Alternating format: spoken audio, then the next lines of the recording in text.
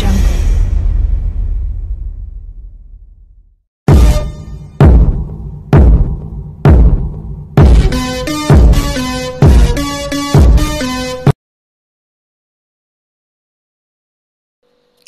Shalom, soyez tous salués dans le puissant nom de notre Seigneur Jésus. C'est comme je le dis toujours, c'est le nom qui a été donné au-dessus de tous les noms. Alors, bien-aimés en Jésus, et tous ceux qui adorent d'autres dieux, d'autres divinités qui n'ont rien à voir avec Jésus-Christ, je vous dis salut. Est-ce que vous connaissez la signification de salut? Le salut, c'est quelqu'un. La paix, c'est quelqu'un. Est-ce que vous le savez? Si vous avez le salut, vous avez la paix, vous êtes sauvé. Parce que le salut, c'est l'éternité en Jésus. Il n'y a que Jésus, il n'y a que étant en Jésus que vous pouviez aussi hériter du salut. La paix qui est en Jésus sera aussi votre partage. Alors, si vous connaissez ces choses, c'est que vous êtes à peu près chrétien. Aujourd'hui, j'aimerais vous dire encore quelque chose pour que vous n'oubliez pas. Le seul qui est appelé sauveur dans toute l'humanité, c'est Dieu lui-même. C'est Dieu lui-même qui est le seul sauveur et qui est le seul capable de partager et de pardonner un péché. Il n'y a que Dieu qui peut permettre à l'homme de vivre longtemps sur la terre. Il n'y a que Dieu qui peut te donner la longue vie. Il n'y a que Dieu qui peut t'accorder son salut éternel. Il n'y a que Dieu qui peut te pardonner tes péchés aussi. Maintenant, nous savons que Jésus est né pur, sans péché, par la vertu du Saint-Esprit. Mais nous savons aussi, il est écrit que Dieu a tant aimé le monde qu'il a envoyé, il a donné son Fils unique, afin que quiconque croit en ce Fils-là, unique, ne périsse point, mais ait la vie éternelle. Il est encore écrit que Dieu là, il a tant aimé le monde qu'il a donné son Fils unique dans le monde. Il l'a envoyé dans le monde, pas pour que le monde soit jugé par son Fils, mais que le monde soit sauvé par son Fils, par le sacrifice expiatoire qu'il aurait fait à la croix. Que signifie sacrifice expiatoire? Que signifie la rédemption des péchés?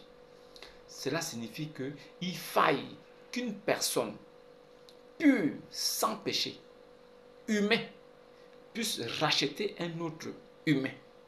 Alors, Dieu étant esprit, ne pouvait venir en esprit racheter quelque chose qui est physique et spirituel. Parce que l'homme est de nature physique et spirituelle. N'oublions pas que l'homme a été créé à l'image de Dieu, esprit invisible, puis formé de la poussière de la terre pour être visible. Donc l'homme renferme en lui l'humanité et la divinité. Jésus est la conjonction, la jonction de l'humanité et la divinité que l'Esprit Christ est et que lui-même il est.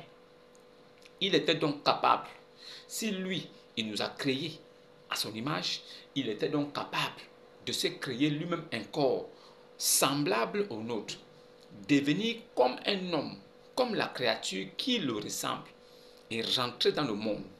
Alors, venant dans le monde, étant pur sans péché, étant le martyr parfait, car il est écrit aussi qu'il n'y a que des personnes pures sans péché qui peuvent laver les péchés des autres par leur sang. Donc, la mort de Jésus à la croix est la mort d'un saint à la croix. Si un saint meurt à la croix, il est le martyr parfait pour sauver d'autres hommes pécheurs. Nous étant pécheurs, nous étions privés de la gloire de Dieu. C'est pourquoi au temps de la loi et des sacrificateurs, il y avait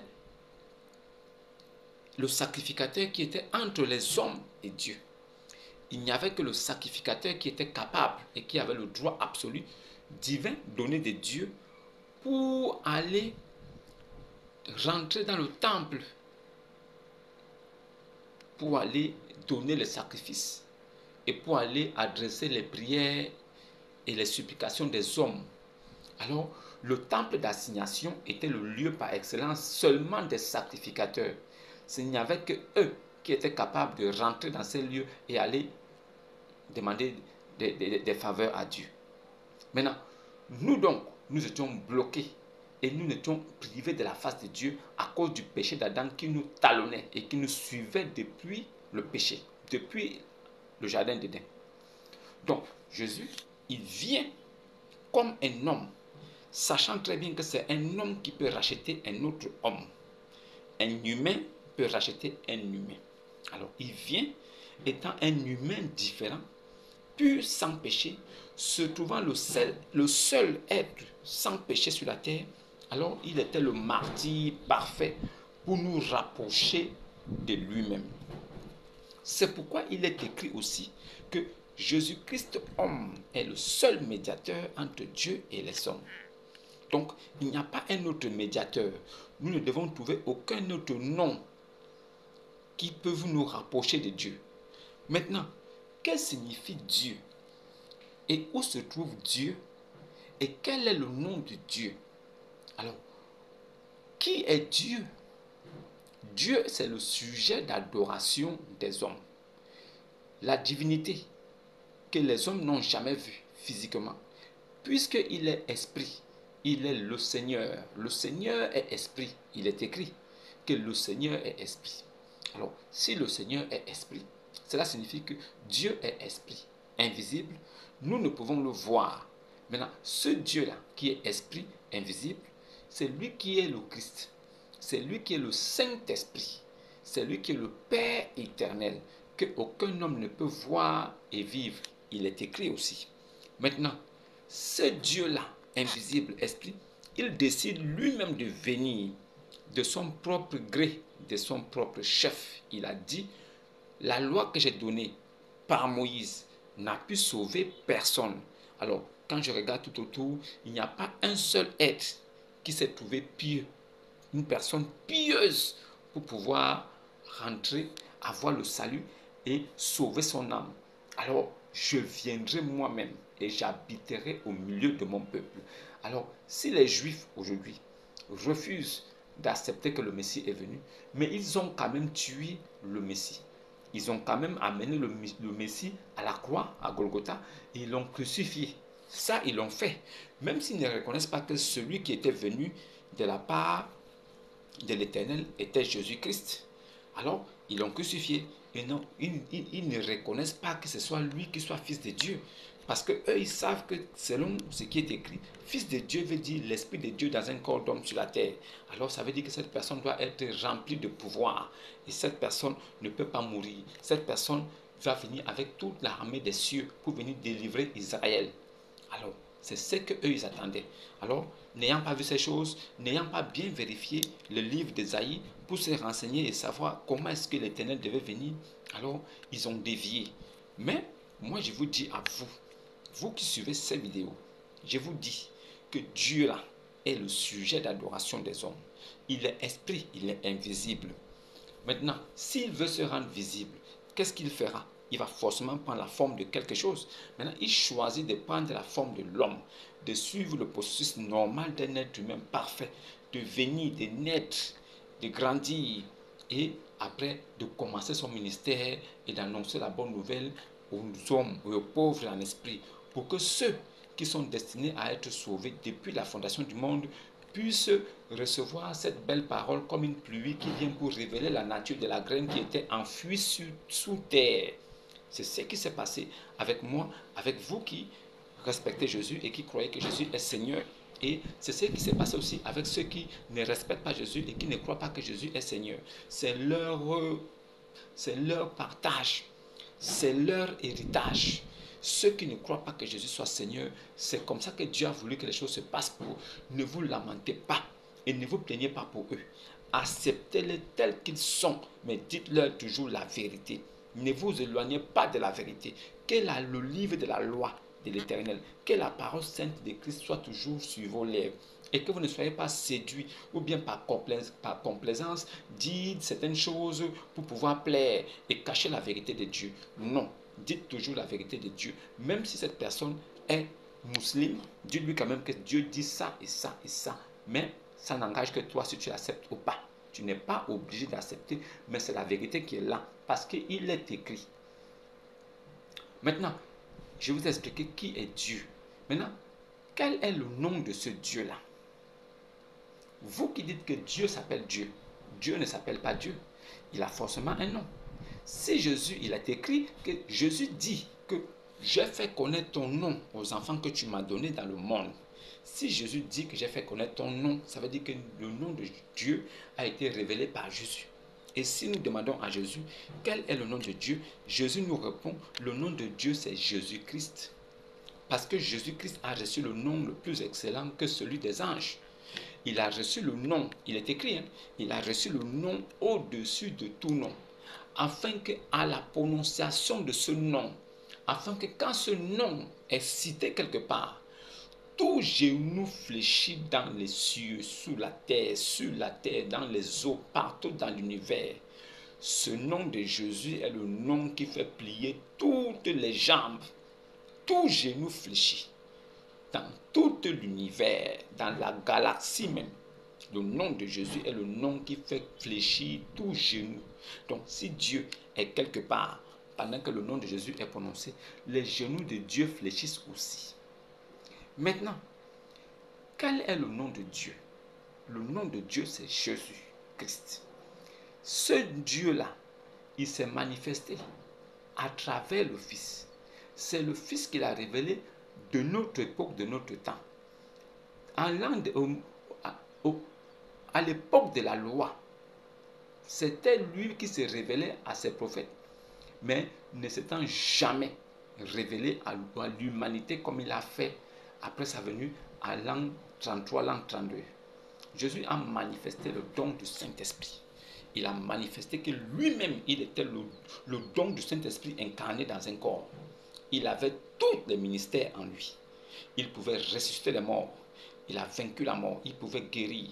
Il pouvait faire tout ce qu'il voulait. Parce qu'il manifestait la toute-puissance de Dieu incarné dans un corps. Jésus là, c'est le nom de Dieu révélé aux hommes par le Fils. C'est le Fils qui t'a révélé ça. Si tu n'as pas compris, ce n'est pas mon problème. Tu n'es pas aussi obligé de croire. Si tu entends ces choses et que cela ne te plaît pas, passe ta route tranquillement. Tu n'es même pas obligé de venir demander Jésus à Dieu. Non, Jésus n'est pas Dieu. Jésus était quelle nationalité? Jésus, ça là, ça ne t'engage pas. Du fait déjà que tu repousses la parole de Dieu, ça veut dire que tu repousses tout ce qui vient avec. Donc, laisse tomber, va te concentrer à faire tes 5 prières par jour. Vas-y laver ton anus, vas-y laver tes pieds et bonne chance. Mais nous là, nous savons qui est Jésus et nous savons qui est le Père. Le Père nous a révélé qui est le Fils et le Fils aussi nous a révélé qui est le Père. Alors nous avons l'assurance de notre salut. Nous savons que personne ne peut nous ravir de la main de notre Seigneur Jésus, ni même de son Père qui est Dieu. Jésus, il est le Seigneur et son Père est Dieu. Vous avez déjà vu son Père? Non. Vous connaissez le nom de son Père? Oui, aujourd'hui vous le connaissez.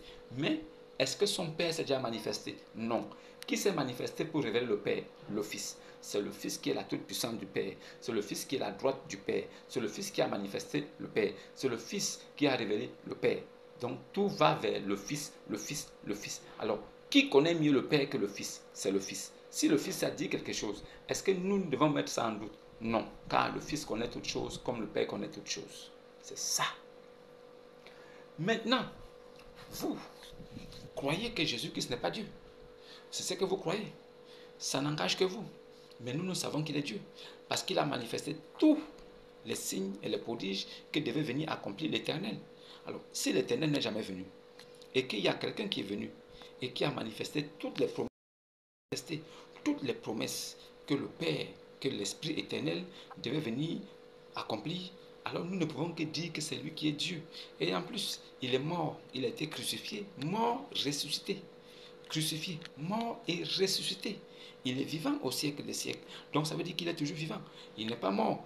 Maintenant, si quelqu'un est venu après ou avant, il n'était qu'un prophète qui est mort et qui n'est pas ressuscité, nous ne pouvons pas le comparer à Jésus-Christ. Le sauveur n'est pas comme l'avertisseur. L'avertisseur, c'est quelqu'un qui te dit, fais attention. Devant là-bas, il y a un trou. Tu peux tomber. Ça, c'est l'avertisseur. Fais attention. Devant là-bas, il y a un ravin. Et il y a de la boue. Tu peux glisser et tomber. Donc, fais déjà attention à partir d'ici. C'est l'avertisseur. Tous les prophètes de la Bible, de la Torah, sont venus en tant qu'annonciateurs et avertisseurs. Avertisseurs pour dire, prenez garde, répentez-vous. Ne faites plus telle chose, ne faites plus telle chose, ne faites plus telle chose. C'est la raison pour laquelle ces prophètes-là sont venus, pour pouvoir guider les hommes et que par leurs paroles, les hommes puissent comprendre et changer leur façon de vivre, changer leur façon de voir les choses, changer même leur comportement pour devenir des personnes pieuses et pour hériter le royaume des cieux. C'était ça le but de tous les prophètes. Ne faites pas ceci, ne faites pas comme ça, ne faites pas ceci. C'était le but de tous les prophètes, des avertisseurs, des annonciateurs et avertisseurs. Avertisseurs et annonciateurs. Ils viennent vous annoncer la parole de Dieu et en même temps ils vous avertissent, c'est ce que Dieu ne veut pas et c'est ce que Dieu attend de vous. C'était simple. Maintenant, de tous ceux qui sont venus, qui est appelé sauveur? Entre Jésus, depuis Noé, Moïse jusqu'à Abraham, depuis Noé jusqu'à Jean-Baptiste. En citant Abraham, Noé, Samson, Salomon, David, tous ces prophètes-là. Qui parmi eux est appelé sauveur? Personne. Il est écrit que le fils là, un fils vous est né, un enfant vous est donné. Un enfant vous est donné, un fils. Ça veut dire qu'un enfant vous est né, un fils vous est donné. On l'appellera admirable, conseiller, Père tout-puissant, Dieu tout-puissant. On l'appellera tous ces noms-là. Et c'est lui-là qui est né là, par Marie-là, qui sauvera son peuple. Si Jésus est venu avec la tribu de sauveur et que nous savons que ce n'est que l'Éternel seul qui est sauveur, qui est donc Jésus pour porter la tribu de sauveur comme l'Éternel? Et après, si Jésus est sauveur, comment peut-il encore pardonner les péchés? Est-ce qu'il y a un prophète en dehors de Jésus qui a pardonné les péchés? Y a-t-il un prophète qui a pardonné les péchés sur la terre en dehors de Jésus? Non. Si Jésus est pardonneur, il pardonne les péchés. Si Jésus, en même temps, il est miséricordieux parce qu'il exerce la compassion et la gratitude et l'amour. Si Jésus est pardonneur, il est sauveur aussi. Les mêmes attributs que l'Éternel. Qui est Jésus? Maintenant, nous sommes réconfortés parce que nous savons que Jésus n'est pas mort. Si Jésus était un simple homme, allait-il mourir et ressusciter après? Je ne crois pas. S'il est mort, ressuscité, s'il a pris, il est allé au séjour des morts, il allait prendre les clés de la mort, il est monté avec vers les lieux élevés. Mais il est qui? C'est quel homme qui peut faire ça? Mais pourquoi d'autres prophètes n'ont pas fait ça avant lui? Pourquoi d'autres prophètes n'ont pas fait ça après lui? C'est ça qui nous donne l'assurance que Jésus là, il est Dieu. Maintenant, ceux qui refusent qu'il soit Dieu, ça n'engage eux. Mais est-ce qu'ils connaissent Dieu? Est-ce qu'ils ont déjà vu le visage de Dieu? Avez-vous déjà vu le visage de Dieu pour que vous puissiez dire que ce n'est pas Jésus? Si vous avez déjà vu Dieu, alors montrez-nous le visage de Dieu. Comme ça, nous, on va faire la comparaison entre le visage de Dieu et celui de Jésus. Si vous nous dites que Jésus n'est pas Dieu, vous deviez être capable de nous montrer un Dieu que vous avez déjà vu. Mais si vous ne l'avez jamais vu, et que Jésus se réclame d'être fils de Dieu, et que Dieu lui-même confirme que celui-ci est mon fils bien-aimé, en qui j'ai mis toute ma confiance, écoutez-le. Cela signifie qu'il y a quelque chose de profond qu'il faut chercher. Cela signifie qu'il faut chercher à savoir vraiment qui est Jésus. Et si nous allons plus loin, nous allons découvrir qu'il est vraiment fils de Dieu. S'il est fils de Dieu, ça veut dire qu'il est descendu de Dieu. Il est sorti du Père. Il est né par la vertu du Saint-Esprit sans rapport sexuel. Jésus doit être Dieu. C'est comme ça que nous avons fini par affirmer que Jésus là, il doit être Dieu. Voilà. Maintenant, qui sauve entre Mohammed ibn Abi Kabsha et Jésus-Christ? Qui est le sauveur du monde? vous, musulmans qui allez regarder cette vidéo, apportez-moi juste un verset qui dit que Allah a envoyé Muhammad ibn Abi Kabsha comme sauveur de l'humanité. C'est ce que je veux. Et moi, je vous apporterai ici 2 ou 3 versets qui mentionnent bien que Jésus, il est le sauveur du monde. Mais vous, apportez-moi un verset là où Muhammad ibn Abi Kabsha est appelé sauveur dans le Coran. Il n'est qu'un avertisseur, annonciateur, avertisseur. Il n'est pas un sauveur. Un avertisseur te dit, fais attention, il y a un trou devant. Donc, ne va pas de ce côté, va plutôt de l'autre. Un avertisseur te dit, fais attention, il y a des bandits devant, des agresseurs. Ne va pas tout droit, prends plutôt la gauche. Mais est-ce que le fait qu'il te demande de ne pas aller tout droit et de prendre la gauche, il t'a déjà sauvé? Il ne t'a pas encore sauvé. Puisque là où tu vas, il faille que tu arrives à destination pour être sûr que tu es sauvé. Mais quand il te dit prends la gauche, il faille que tu ne rencontres pas les bandits là-bas. S'il te dit prends la gauche et que tu vas tomber nez à nez avec un autre groupe de bandits, est-ce qu'il t'aurait sauvé? Non. Il aurait juste retardé ton échéance. Il t'aurait orienté ailleurs pour t'éviter le pire, mais ne sachant pas qu'il t'envoie même à l'abattoir. C'est pour ça que l'avertisseur ne peut pas être le sauveur. L'avertisseur, lui, il te dit fais comme ça, va comme ça. Ah, j'espère que ça va aller. Il espère que ça va aller. Il dit prends cette route. Ah, j'espère que tu ne vas pas les rencontrer là-bas parce que moi je les ai rencontrés tel endroit. Il t'avertit. C'est une mise en garde. Mais le sauveur là, il ne t'avertit pas. Il te dit qu'il t'a déjà sauvé.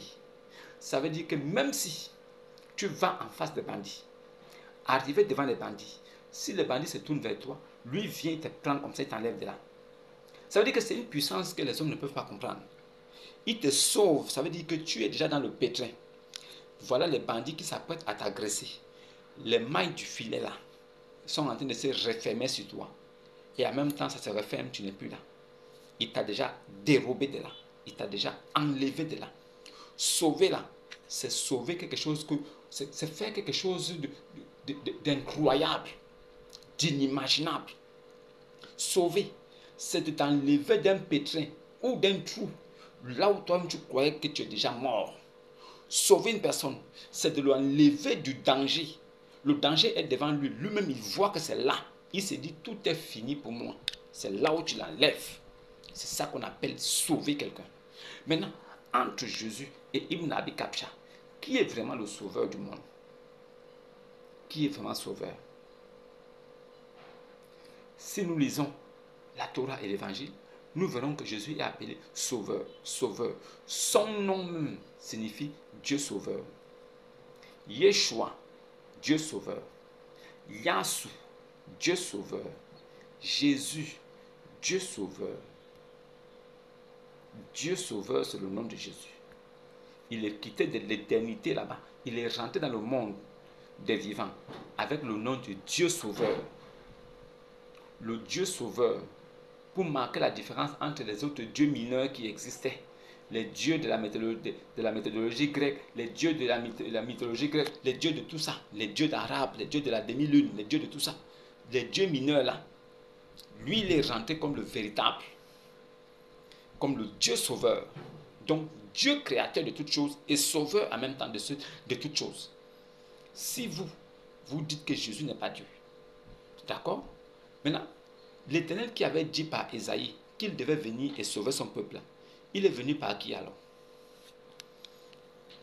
Parce que celui qui devait venir par de l'Éternel, il devait guérir les malades, il devait ressusciter les morts, il devait lui-même être éternel, il devait être vivant au siècle des siècles. Et cela, Jésus l'a accompli. Et même le Coran confirme. Maintenant, si ce n'est pas donc Jésus qui est le sauveur, qui est donc le sauveur du monde? Et où sont ces bouquins, là où il est mentionné qu'il est le sauveur du monde, et que son nom ait une signification pareille? Nous savons très bien ici que Mahomet n'est pas le nom de ce gars. Le vrai nom de ce gars, c'est Ibn Abi Kabsha. Tout le monde le sait. Il s'appelait Ibn Abi Kabsha. Il s'appelait Ibn Abi Kabsha. Abu al-Qasim, c'est son nom de naissance. C'est le vrai nom légal reconnu par Dieu. C'est son vrai nom authentique. Ibn Abi Kabsha est son nom. Mais Jésus là, avant même sa naissance, son nom avait déjà été donné à sa mère. Tu l'appelleras du nom de Jésus. C'est lui qui sauvera son peuple. Jésus là, il était encore dans le ventre. Il n'était même pas encore né. Mais on dit à sa mère, tu l'appelleras du nom de Jésus. C'est lui qui sauvera son peuple. Tu l'appelleras, il n'est pas encore né. Et c'est lui qui sauvera. On n'a pas dit que c'est lui qui viendra annoncer, ou bien c'est lui qui viendra... non, il viendra annoncer. Hein? C'est un annonciateur. Hein? Et non, il viendra avertir son peuple. C'est lui qui viendra. Les prophètes sont venus avant Jésus pour avertir le peuple. Le travail des prophètes était d'annoncer et d'avertir. D'annoncer et d'avertir. Prenez garde, le royaume de cieux arrive. Prenez garde. Et tous les prophètes qui sont venus avant Jésus parlaient tous de la venue de Jésus. Ils annonçaient tous la venue de Jésus par leurs prédications. Et ils sont venus annoncer le Fils de Dieu qui devait venir. C'était leur rôle. Maintenant, quand, cette période-là est passée, alors Dieu lui-même, il a pris le corps qui s'était fait avant la fondation du monde, il est rentré lui-même dans le monde. La parole qui a créé toute chose, cette parole créatrice, est devenue chair. La parole s'est faite chair et est rentrée dans le monde. C'est pourquoi Jésus, étant rentré dans le monde, il n'a voulu ni sacrifice ni holocauste. Il n'a voulu ni sacrifice ni holocauste. Il est écrit que Dieu là, rentrant dans le monde, il n'a pas voulu sacrifice ni holocauste. Il s'est dépouillé lui-même, se rendant semblable à un serviteur. Il a paru comme un homme, aucune beauté pour plaire. Il est allé à la croix pour racheter l'homme du péché d'Adam, pour rapprocher l'homme de la présence de Dieu, pour que l'homme puisse parler face à face avec Dieu, pour que nous n'ayons plus besoin des sacrificateurs pour pouvoir prier pour nous, pour que nous-mêmes nous puissions prier à Dieu nous-mêmes, pour que nous puissions apprendre à connaître qui est Dieu et prier nous-mêmes et se tenir devant sa face nous-mêmes, sans intermédiaire. Le seul intermédiaire qui s'est prononcé et qui est légal, c'est Jésus-Christ. Dans nos prières, mentionnons toujours le nom de Jésus parce que c'est lui qui est le médiateur entre nous et Dieu. Voilà pourquoi il a fait connaître ce nom de Jésus aux hommes, pour que ce nom-là soit le mot de passe pour pouvoir atteindre le Père. Pour pouvoir être en communication et en contact avec le Père, il faille prononcer le nom magique, le code Jésus-Christ, pour qu'il soit là comme médiateur entre ce que nous disons et nous pensons et le Dieu qui est dans les lieux célestes qui nous écoute. C'est pourquoi nous nous disons que Jésus là, c'est lui qui a manifesté tout ce que le Père éternel devait faire. Donc si Jésus a manifesté toutes ces choses, c'est lui-même le Père éternel qui est là. Parce que le Père éternel n'est pas physique, il n'est pas humain, mais il est devenu un homme pour pouvoir accomplir ces choses-là. Maintenant, le sacrifice était racheter un homme. Pour racheter un homme, il fallait un autre homme. C'est homme à homme. Alors, Jésus est venu comme un homme, étant le sacrifice parfait, sans péché, le martyr parfait. Il s'est donné, il est devenu malédiction, afin que nous, là, la malédiction qui est avec nous depuis Adam, puisse quitter de nous. Et comme cette malédiction est quittée de nous, Jésus l'a récupérée. Il est devenu malédiction, afin que nous, maintenant, nous devenions bénédiction. Et en devenant bénédiction, nous sommes rentrés dans la présence de Dieu comme Adam était au début en face de Dieu. Nous sommes devenus des Adams et Dieu maintenant est à côté de nous. Nous pouvons nous-mêmes prier notre Dieu. Nous pouvons nous-mêmes l'implorer. Nous pouvons nous-mêmes lui faire des demandes sans passer par un pasteur ou bien par un sacrificateur. Mais vous avez toujours besoin d'un guide spirituel pour qu'il vous montre certaines choses, pour que vous sachiez comment prier chez vous, comment faire des sacrifices, comment faire des offrandes, comment faire beaucoup de choses qui vous manquent. Et la position que nous avons va vous permettre à vous d'avoir la même position et de devenir un être exceptionnel là où vous êtes. Parce que vous allez maintenant voir la vie et tous les événements de la vie d'une certaine façon. Vous aurez une autre façon d'appréhender tout ce qui va arriver et les événements qui feront de vous un petit Dieu. C'est ça, sachant très bien que rien ne peut arriver à l'homme et que rien ne peut arriver sur terre si Dieu lui-même ne l'a pas permis. C'est par la permission de Dieu que toute chose arrive. Alors, le véritable chrétien, il est bien renseigné là-dessus. Alors, il sait comment se positionner face aux situations. Il sait que cela est arrivé, c'est Dieu qui l'a voulu. Et il a une façon d'aborder tout. C'est pour ça qu'il est différent des autres. C'est pour ça que lui, il est une lumière. Il apporte un certain éclairage. Maintenant, vous, qui dites que Jésus n'est pas Dieu, là. Jésus n'est pas Dieu, Jésus n'est pas Dieu, Jésus n'est pas Dieu. D'accord, on a compris. Jésus n'est pas Dieu. C'est vrai. Maintenant, est-ce que vous pouvez nous présenter un Dieu? Est-ce que vous avez un Dieu que vous ne pouvez nous présenter? Si Jésus est sauveur, selon ce qui est écrit, et que vous les hommes, vous nous dites que il n'est pas sauveur, alors nous on vous pose gentiment la question. Qui est donc le sauveur de l'humanité si ce n'est pas Jésus? Oui, donnez-nous son nom. Nous connaissons que Jésus là, il est sauveur. Jésus là, il a pardonné les péchés. Jésus là, il est sauveur aussi. Jésus là, il envoie des prophètes. Maintenant, quel est cet homme de Jésus qui peut envoyer des prophètes? Qui peut pardonner les péchés comme Dieu? Et en même temps qui peut ressusciter les morts. Et en même temps qui peut vivre au siècle des siècles. Tous ces attributs-là font de lui Dieu. Il est venu. Il a vaincu la mort. C'est Jésus, hein. Il n'est pas né par rapport sexuel. C'est Jésus, hein. Jésus là, il est mort. Il est ressuscité après 3 jours. C'est Jésus, hein. Il a été élevé au ciel après 40 jours, à la Pentecôte. C'est Jésus, hein. Il est vivant au siècle des siècles. C'est Jésus, hein. Il a pardonné les péchés de son vivant. En tant que Jésus-Christ, homme, il a pardonné les péchés. C'est Jésus. Mais qui d'autre a fait ça? Qui peut se réclamer d'être l'Éternel s'il lui-même ne manifeste pas les dons de l'Éternel? Jésus là, il est Dieu parce qu'il a manifesté tous les signes que Dieu doit manifester. C'est pourquoi nous on dit qu'il est l'Éternel. Et même, d'ailleurs, dans votre livre de foi, votre Alcoran, Jésus est vivant. Et Allah vous demande, vous, d'aller adorer le vivant. Et que ce n'est qu'en adorant le vivant que vous aurez aussi la vie éternelle.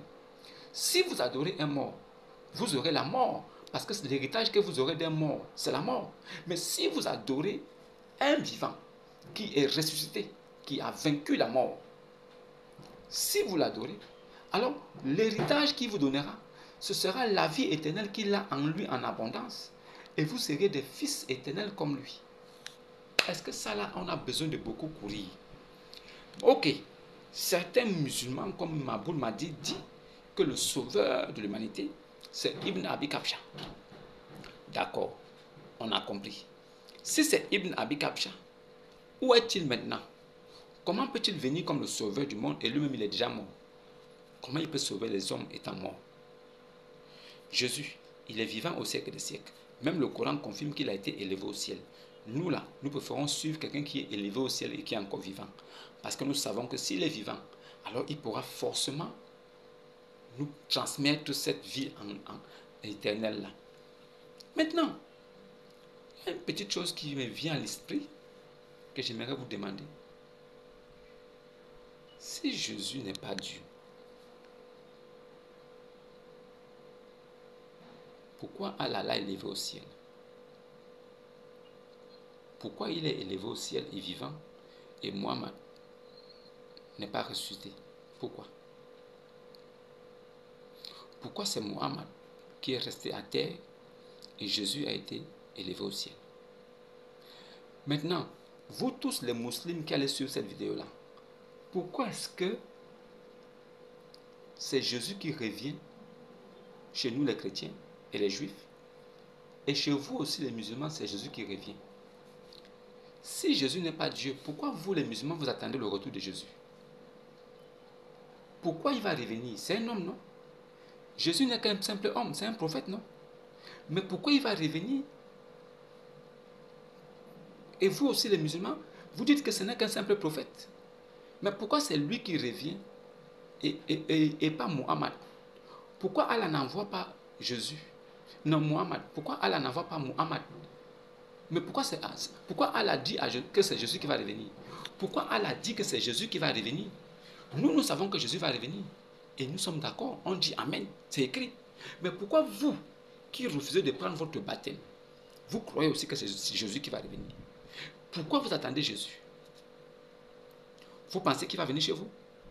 Vous croyez qu'il est arabe? Vous pensez qu'il parle arabe seulement? Vous croyez que Dieu là, la langue maternelle de Dieu, c'est l'arabe? C'est ce que vous croyez? Donc Dieu dans les cieux là, que vous n'avez jamais vu, mais vous connaissez quand même sa langue. C'est l'arabe? D'accord. Ok, donc si vous attendez Jésus comme nous, vous êtes des chrétiens aussi. Parce que nous là, c'est parce que Jésus a dit qu'il va revenir là, que nous l'attendons. Et c'est à cause de ça que nous sommes chrétiens. Et c'est parce que nous savons qu'il est vivant au siècle des siècles que nous sommes chrétiens.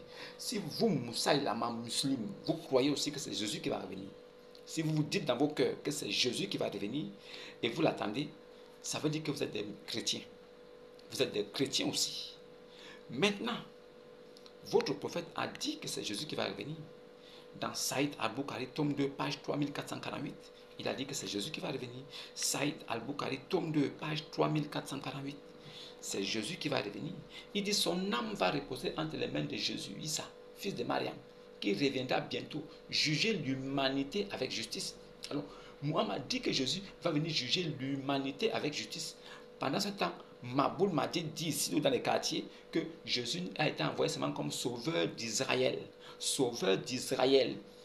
Maboul m'a dit, ça veut dire qu'il est plus intelligent et plus sage que son prophète. Son prophète a dit que Jésus reviendra pour juger l'humanité. Mais lui dit non, c'est seulement pour Israël. Ça, c'est entre toi et ton prophète. On ne se mêle pas. Votre guerre d'ego, le prophète a dit ça. Toi, tu dis le contraire. Toi-même, tu vas répondre de tels actes devant lui là-bas. Ça ne nous engage pas. Mais nous savons que vous attendez aussi Jésus. Si vous attendez Jésus, là, c'est notre Jésus que vous attendez. Vous allez voir ce qui va vous arriver. Quand il va venir là, vous allez voir. Nous là, nous disons qu'il est Dieu. Nous l'avons suivi. Vous vous dites que ce n'est qu'un simple prophète. Mais vous l'attendez encore. Attendez votre type. Mais attendez Mohammed. Pourquoi vous n'attendez pas Mohammed? Attendez Mohammed. Vous jouez. Hein? Attendez Mohammed. N'attendez pas Jésus. Attendez Mohammed. Et laissez la Bible tranquille. Prenez votre Coran. Lisez les portions d'écriture qui annoncent la venue de le retour de Jésus. Et prêchez ça à vos adeptes. Prêchez-leur cela. Prêchez-leur aussi qu'ils ont le droit de bouffer, de manger des hommes qui ne croient pas en leur religion. Ils ont le droit de tuer des gens, même dans le champ de bataille. Si les gens sont par terre, agonisants, ils n'est pas encore mort. Ils ont le droit de prendre des couteaux et enlever la chair de leur corps, manger ça comme ça cru. C'est trop délicieux. Apparemment, comme celui qui racontait ça, c'est la merde, qui disait que non, vous pouvez le découper, le manger tranquille, ça ne va aller nulle part. C'est leur position. Votre position de l'islam vous permet d'être des cannibales. Votre position dans l'islam vous permet d'être des cannibales. Et acceptez ça tranquillement. Je ne veux pas de débat là-dessus. Vous êtes des cannibales. Votre Dieu, qui est le même Dieu des Juifs et des chrétiens, qui n'a jamais permis à un homme de ôter la vie de l'autre et de manger sa chair. Si tu manges un homme, ça veut dire que tu manges la créature de Dieu. Dieu a créé l'homme à son image et toi tu vas le manger. C'est bien pour vous. Mais ne dites pas que vous ne connaissez pas ça. Si tu es musulman, tu dois accepter ça aussi. Et tu dois reconnaître que tu es un mangeur d'hommes. C'est simple. Je vais laisser encore une petite vidéo qui parle de ça ici, pour que vous puissiez regarder et vous rincer les yeux avec. C'est tout ce que je peux faire. Moi-même là, ma parole ne peut pas suffire. Mais si ça vient de la bouche de vos gens que vous suivez, voilà, ça c'est plus clair. Comme ça, il n'y aura pas de commentaires. Depuis hier que j'ai balancé la vidéo là, en ce qui concerne le cannibalisme, qui est permis dans l'islam, je n'ai vu aucun commentaire des musulmans. C'est moi-même qui vous dis ça là. Je suis scandalisé de voir que c'est la première fois où je fais une vidéo qui concerne les musulmans. Aucun d'eux n'est sorti pour venir dire que c'est faux. C'est faux. Puisque leur chef même, leur frère musulman est en train de parler. C'est ça qui leur a cloué le bec. Ils ne sont pas venus. Vraiment. De grâce. Appelez-les. Ils sont allés où? Venez intervenir. Hein? Venez contester ça. Quand je vous dis que vous êtes dans une secte satanique où on vous permet de manger l'humain, c'est de l'abomination à l'état pur. Ça, c'est Satan. Vous me dites que non, je raconte n'importe quoi. Venez contester avec vos frères qui disent que vous avez le droit de manger les apostates. Venez contester. La vidéo là va suivre tout de suite là. Écoutez bien. Je vais répéter cette vidéo là même 5 fois, 6 fois pour que vous interveniez. Je veux l'intervention des musulmans. Tant que je n'aurai pas d'intervention des musulmans là-dessus, je ne pourrai pas être en paix. Ça me démange. Je vais vous laisser ça en côté là. Regardez ça. Et vraiment, dites-moi ce que vous en pensez. C'est important. Jésus-Christ est Dieu. Il pardonne les péchés. Il sauve le monde. Et en même temps, il est éternel. Il ne peut qu'être Dieu. Muhammad, pécheur, pécheur. Il ne savait même pas là où il allait. Il est mort empoisonné. Il est fini. Il n'a même pas été élevé au ciel. Il n'est pas vivant. Vous le savez pourquoi? Il est quel sauveur? Bonne route. Shalom à tous les vrais chrétiens. Soyez fiers de vous. La lumière est avec nous les chrétiens.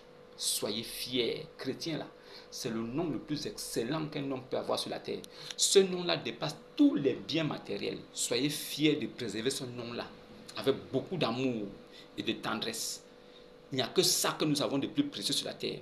Tout est vanité. Tout ce qu'on a sur la terre va disparaître. Nous-mêmes, nous disparaîtrons un jour. Mais accrochons-nous au nom de Dieu que nous avons qui est chrétien. C'est le nom le plus excellent. C'est le nom le plus pur.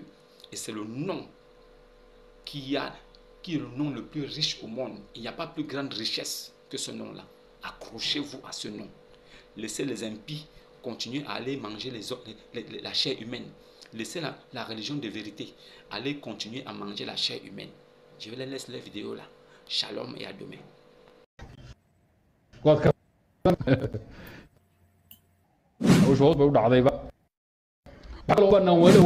Il dit que c'est permis de tuer un mourtad, quelqu'un qui était musulman qui a quitté l'islam. C'est permis de le tuer. Ça c'est l'islam, c'est pas non, c'est pas un chrétien qui a fait cette vidéo. C'est permis de le tuer.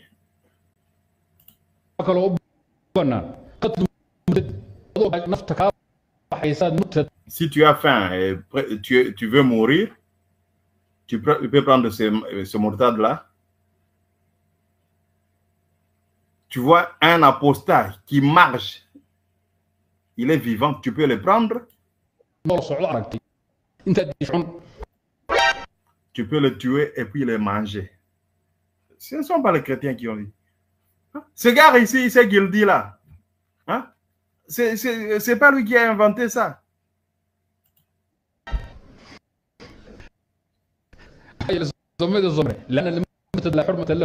Il dit, on a même parlé de ça auparavant.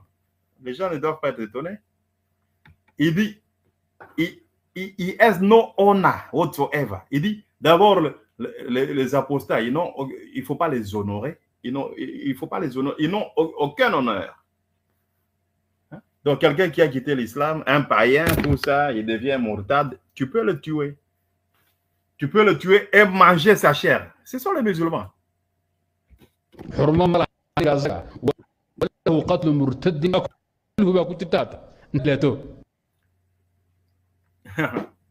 Il dit, tu peux le tuer.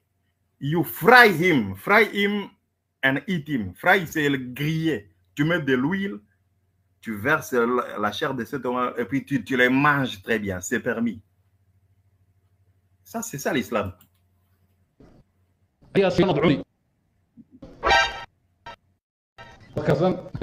Cook him. Préparer. Vous pouvez le préparer.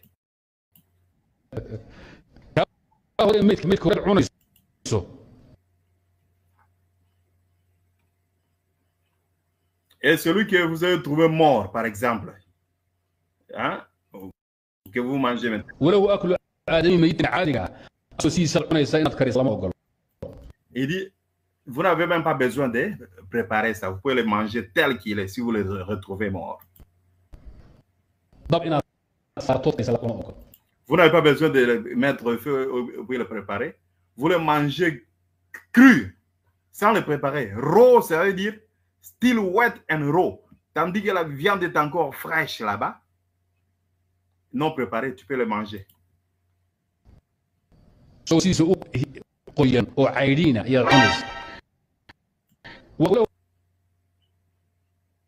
Et c'est permis même pendant la guerre.